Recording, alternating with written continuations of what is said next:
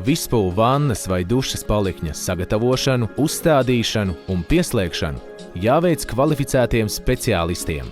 Noskatieties šo video materiālu un sekojiet norādītajām instrukcijām. Izstrādājumu izpakošanu jāveic šādā secībā. Izstrādājumu stūrī no apakšas ar vienu roku atbrīvojiet iepakojumu pārsegumu, to pavelkot. Neatlaižot pārsegumu, ar celtniecības nazi otrā rokā to pārgrieziet virzienā no centra uz āru. Šo darbību atkārtojiet visos izstrādājumu stūros. Brīdinājums! Kategoriski aizliegts ar jebkādu asu priekšmetu griezt iepakojuma pārsegumu izstrādājuma stūros no augšas, izstrādājuma virspusē, izstrādājuma sānos. Sākot no garākās sānu malas puses, uzmanīgi noceliet pārsegumu un noņemiet iepakojuma aizsargplēves. Pirms izstrādājuma uzstādīšanas sagatavojiet grīdu un sienas. Stūrim, kur atradīsies izstrādājums, kā arī leņķim starp sienu un grīdu, ir jābūt 90 grādi. Noskrūvējiet izstrādājuma kājas balstu aizsargplāksnes. To vietā pieskrūvējiet izstrādājuma kājas. Uzstādiet izstrādājuma noplūdes, pārplūdes mehānismu.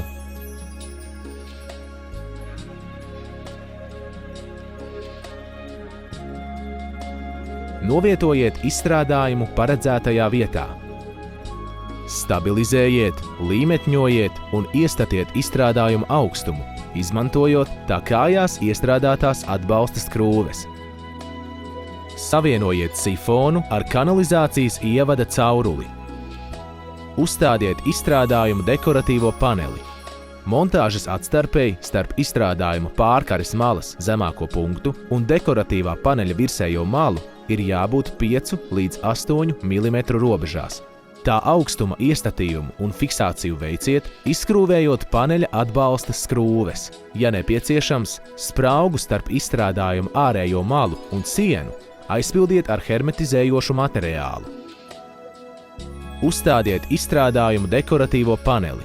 Tā augstuma iestatījumu un fiksāciju veiciet, izskrūvējot paneļa atbalsta skrūves. Persona, kas uzstādījusi izstrādājumu, ir atbildīga par veiktā darba pareizību un kvalitāti.